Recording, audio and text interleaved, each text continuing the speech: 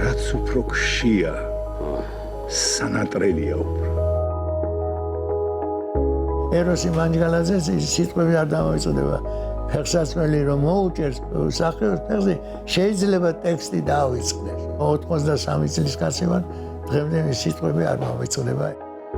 არ ავიწყდება არც ერთი სიტყვა. ახსოვს ყველა ის მოგონება და ყველა ის ფეხსაცმელი, რომელიც წლების განმავლობაში შეუქმნია ისეთი ლეგენდარული მსახიობებისთვის, როგორებიც იყვნენ სერგო ზაქარიაძე, ეროსი მანჯგალაძე, აკაკი ხორავა თუ რამაზ ჩხიკვაძე.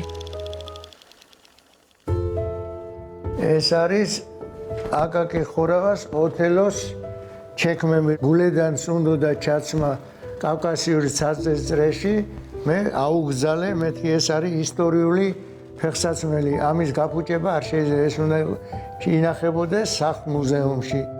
ესაც არის ეროსი მანჯგალაძის კიდო ისტორიული ფეხსაცმლებია. სერგო ზაქარიაძის ჭინჭრაკაცი ბატინკები.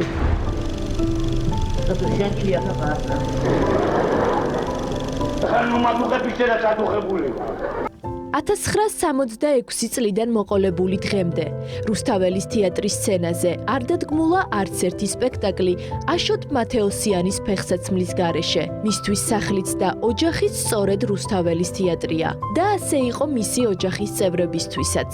ამ საქმეს ჯერ მამა, შემდეგ ძმა, ახლა კი თავად ემსახურება. მამა მასწავლა და მამის მეგობრებმა. აი ესე გააკეთე შვილო, აი ესე ვისწავლე ხელობა და მუშაობ დღემდე. თუ მუშაობ, უნდა გააკეთო ყველაფერი მონდომებით. თუ არა და ხელი არ უნდა ახლო არაფერს. რაც საქმეს ვაკეთებ, კერავ და რაც ვაკეთებ გულით.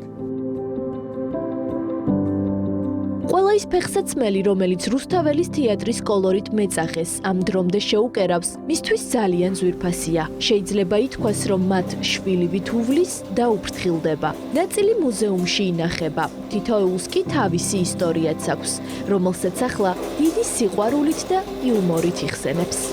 ხელახლა გავზენ ხანუმას. ჩამოვიდა ეროსი აქა, ჩემთან და აშოტა რამეთი. უნდა ჩავიცვა თეთრი ჩოხით უნდა ვიყო და თეთრი ჩექმები მჭირდება. შეუკერე, მე ვიყავი კიდო მოწმე, უყურებდი მაგ სპექტაკლს. ეროსი აღარ ჩაიცვა, ის არც თეთრი ჩოხა, არც თეთრი ჩექმა. გავიდა რამდენიმე თვე. ნახე ეს ჩექმა, ისე დღეშია, თეთრი ჩექმა, თითქოს რაღაცა შკურტით გავხეხია. შეხვდა ეროსი. შევეკითხე, ბატონო ეროს, მეთქი, რო შემაკერინე, მეთქი, ეს ჩექმები და სცენაზე რა ჩაგიწვია, რა დღეშია ეს ჩექმები და მივიჯო, მე კინოსტუდიაში მჭირდებოდა, იმიტომ შეგაკერინე, რომ იქ ვერავინ შემიკერავდა ასეთი ჩექმებს.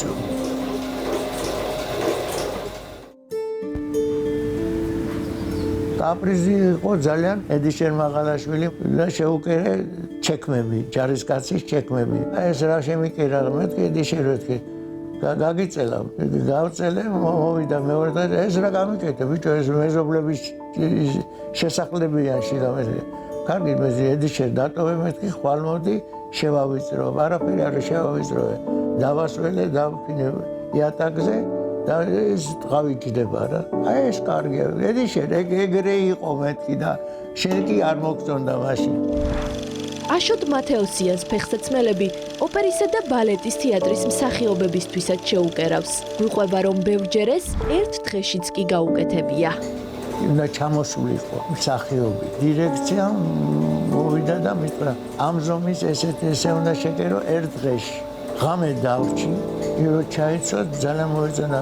საიდან იცოდა ჩემის ფეხის ზომა, რომ ესე კოხდა ჩემი კერა. უკვე ჩემი ვარაუდი, ჩემი ხელობის ამდენი ხანი პრაქტიკიდან გამომდინარე, ავარჩიე და კალაპოტი შეუკერდა და ძალიან კვაყოფილი დარჩენე.